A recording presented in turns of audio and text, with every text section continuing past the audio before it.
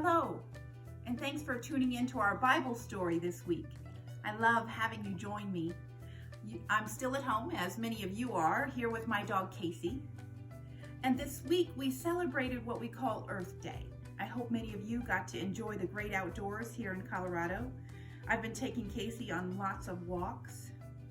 I know this whole stay-at-home time can be challenging, and I know that for many of you, some days are rather difficult.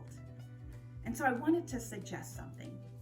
A friend told me whenever her kids are having a hard day, they go out into the backyard and they touch the tree, or they simply sit underneath it. But there's something about trees that give us this feeling of calm. It actually helps to center ourselves.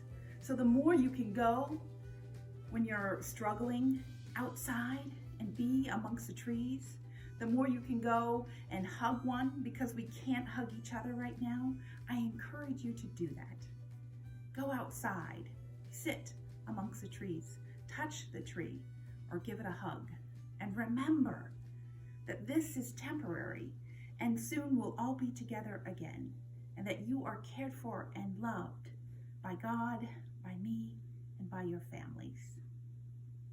So, our story today, remember last week when the disciples gathered together. They were afraid, they were concerned about their futures, and someone showed up. It was Jesus. Jesus enters through the locked doors, and he assures them, he gives them peace. Now there was one disciple who was not there. His name is Thomas. Our story this week is called Doubting Thomas. Thomas was not there. The disciples, after visiting with their friend Jesus, let Thomas know Jesus is alive. Jesus had come back to visit them, and Jesus had given them a task to go into the world and tell others about God's love, to tell others about Jesus and how to live. Now Thomas simply didn't believe because he didn't see. He didn't see Jesus. As you can see, Squiggles is here in the story as well.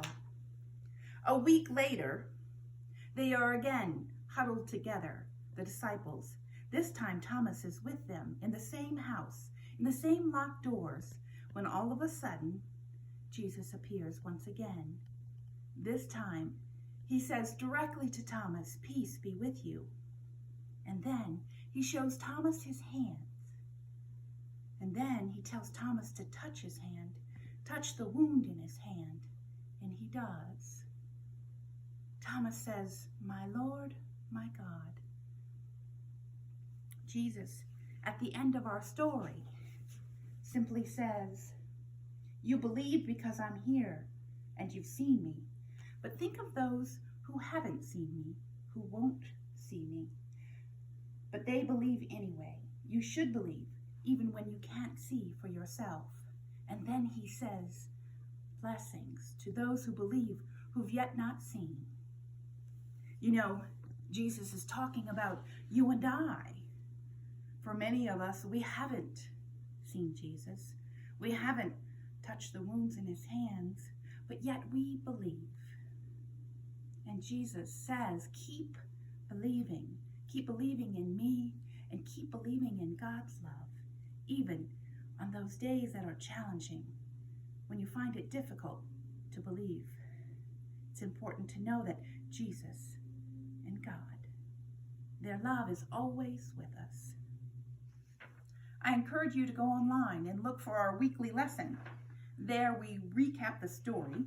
You can share that with your family, but I'll warn you, it might make them fall asleep as it does Casey every week. It also talks about the last thing that Jesus said to Thomas. Blessed are those who've yet seen, but they believe.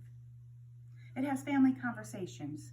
It talks about how important it is for us to be able to have doubt and ask questions, because doubt and questions only deepens our faith. It also asks you to make a list of all the blessings in your life. Share that with your family.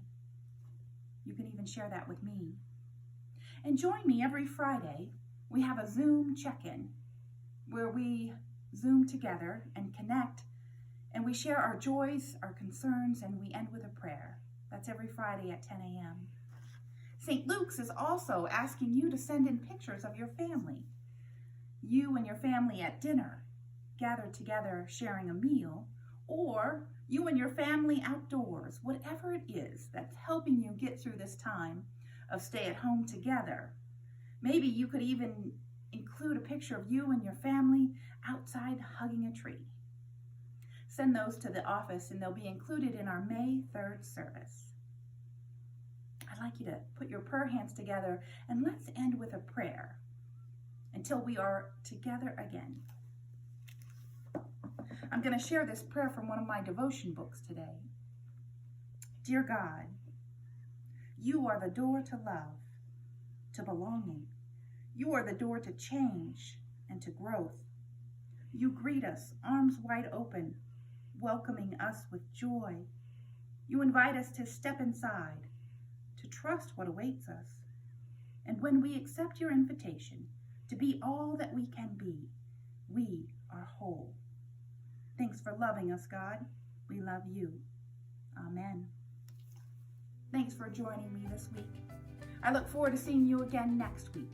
Until then, stay home, keep washing your hands, and stay well.